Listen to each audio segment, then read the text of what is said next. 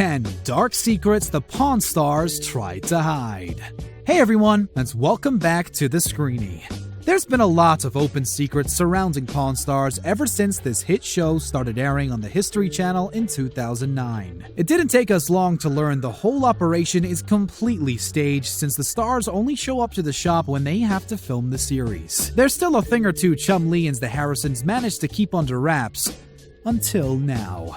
Let's take a look at the 10 dark secrets the Pawn Stars tried to hide. Before we air some of their dirty laundry, make sure to subscribe to our channel for more amazing content every day. Number 10. Assault allegations. A lot of customers go through the world's famous gold and silver pawn shop every day, and one of them was so unsatisfied with the service that he decided to sue the owners. Disabled Vietnam vet Danielle Callahan claims Rick Harrison and his father physically assaulted him in October 2011 and asks for a significant amount of money in return. Callahan, who walks with a cane due to the injuries sustained during the war, said that he got into a dispute with the Harrisons inside their store before the incident took place. Rick and the old man reportedly tried to solve the problem in a pretty violent way. The Pawn Stars put him in a chokehold, dragged him through the store, and threw him onto the sidewalk along with the rifle he brought in for an appraisal. Callahan was asking for $20,000 in total damages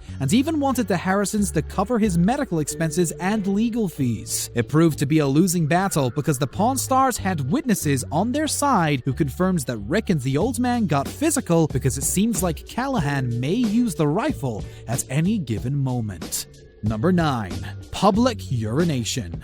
Reality stars sometimes think their fame and fortune gives them the right to do anything they want, including peeing in the middle of a bar with dozens of people watching. That's exactly what Corey Harrison did when he attended a motorcycle ride in Missouri sponsored by Hot Bike magazine. Big Hoss made a stop at a Jefferson City bar, and the spectators could tell there was something wrong from the moment he walked in. Corey was heavily intoxicated at the time, and one of the locals said that he was so sloppy drunk and so obnoxious you just knew that this was heading towards a bad scene. Things escalated when he got his pants down, peed on a bar stool, and threw it across the room. It goes without saying that the owner kicked him out after the incident, and Big Hoss later admitted that he acted like a jerk. He apologized for the whole thing and said it obviously wasn't his finest moment. Number 8. Sued by their manager. Wayne Jeffries helped the Pawn Stars launch the show that's brought them to prominence and represented Chumlee and the Harrisons from the get-go. A few years down the road, they no longer needed their loyal manager, and he eventually left with nothing. Jeffries claimed he was promised a share of the fees and merchandising royalties from the series, but once the Pawn Stars actually aired, his influence was reduced until the network executives came to the conclusion he has to go. Jeffries decided to take legal action against his former clients after they turned against him for mishandling their response to the spin-off Cajun Pawn Stars. The stars of the show didn't know the network was spinning off their series until reading about it in the papers, as they weren't too happy about it. Rick Harrison reportedly directed Jeffries to contact TMZ and say the cast of Pawn Stars was blindsided by the spin-off. History Channel executives were so furious about this response that they fired Jeffries on the spot and blamed him for the whole disaster. Number 7. Internet death hoax. Being a victim of an internet death hoax seems to be an essential part of being a celebrity these days. 2 cast members of Pawn Stars had to go through this nightmare after rumors of their death gained traction online. You probably remember the old man was a target of a hoax a few years before he passed away in June 2018.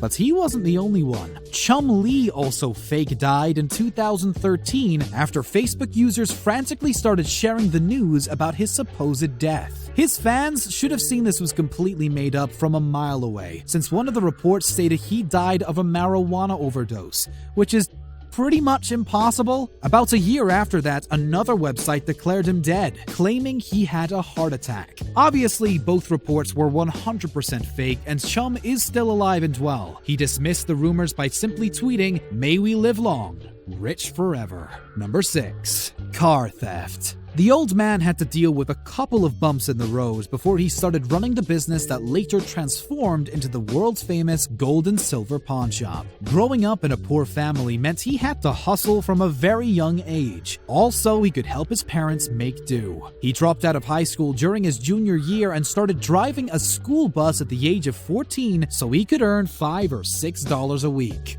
Unfortunately, he turns to a life of crime a couple of years later and ended up being arrested after stealing a car. The father of his future bride was a county judge at the time, and Harrison was offered two choices. He'll either go to jail or become a military man. He joins the Navy, and this decision shaped his future in a significant way, since he ended up serving for the next 20 years. Number 5. Corey's weight loss. Fans of Pawn Stars who followed the show from the very start noticed Corey looked quite different a few seasons down the road. He lost a lot of weight in the blink of an eye, and everyone started wondering, how? It turned out regular exercise and a healthy diet weren't the main reasons why he dropped almost 200 pounds. Corey actually underwent gastric lap band surgery, which played an important role in his physical transformation. Big Hoss felt this surgery was something he had to do if he wanted to get his life back on track. He started taking preventative diabetes medication in 2010, and that's when he decided to go through with the procedure. He dropped 50 pounds in 6 weeks after the surgery, but the change in lifestyle was necessary if he wanted to keep this up. Corey changed his diet, started working out, and before you know it, he weighed 200 pounds less. Number 4. Olivia Black's firing. At one point, the network decided Pawn Stars had far too many dudes in the cast and tried to mix things up by hiring in Olivia Black. She didn't stick around for too long though, since they decided to show her the door after learning she posed nude for Suicide Girls. Black was fired shortly after the photos resurfaced online, and the conservative network wanted nothing to do with the disgraced star. Some fans were pissed and accused Rick Harrison of double standard for kicking Black out, but it turned out he had nothing to do with the whole thing. Black was apparently only fired in front of the camera because the network executives didn't feel they're sending the right message by keeping her around. She openly petitioned to return to the show because she believed fans are open-minded enough not to care about her dirty pictures. It was even rumored she was thinking about filing a lawsuit, but Black denied this and returned to her modeling career after it became obvious she's not getting her old job back. Number 3. Rick's shaky marriage.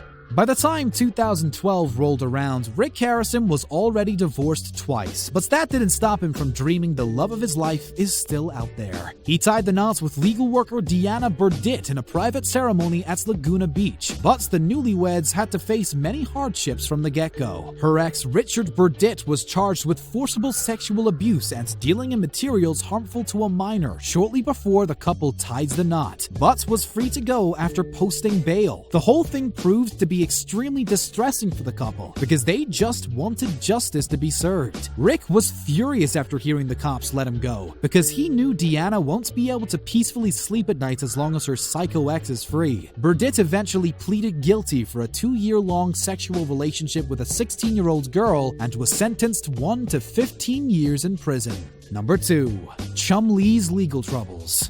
Chumlee may be everyone's favorite goofball on the set of Pawn Stars, but he's actually a pretty shady character who's made a couple of questionable choices in the past. After he was accused of sexual assault, the cops decided to raid his house and found even more dirt on Chum. The official report stated they seized marijuana, crystal meth, lots of ammunition, and 12 guns, including handguns, revolvers, rifles, and shotguns, some of them loaded. They even suspected Chumlee might be dealing drugs, since they came across plastic baggies and digital scales on the property. The reality show star was arrested on the spot and released on bonds the following day. He was very close to facing jail time, but his lawyers worked their magic and he got 3 years of probation and counseling instead. Chumlee was eventually charged with felony possession of a firearm and felony possession of a controlled substance, and both counts will be dropped to a misdemeanor, as long as he doesn't get into any trouble while on probation.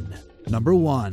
Failed business. Watching Pawn Stars makes it seem like Rick Harrison is a savvy businessman who can do no wrong, but that's far from the truth. He's lost a lot of money over the years, and Pawn Plaza is one of the biggest failures to date. After people expressed an interest in his business, Rick felt it's time to expand and develop a shopping center around his store called Pawn Plaza. Harrison convinced several vendors to rent the space in his new mall, promising them thousands of visitors every day. Shortly after Pawn Plaza opened, owners of the smoke shop, pizza place, and donut shop all shut their doors because they weren't making enough money and weren't able to afford the place once Rick doubled the rent. They felt he betrayed them by making unrealistic promises and blamed him for the whole thing. But the Pawn Star defended himself by saying the tenants should have developed a better marketing strategy if they wanted people to come in.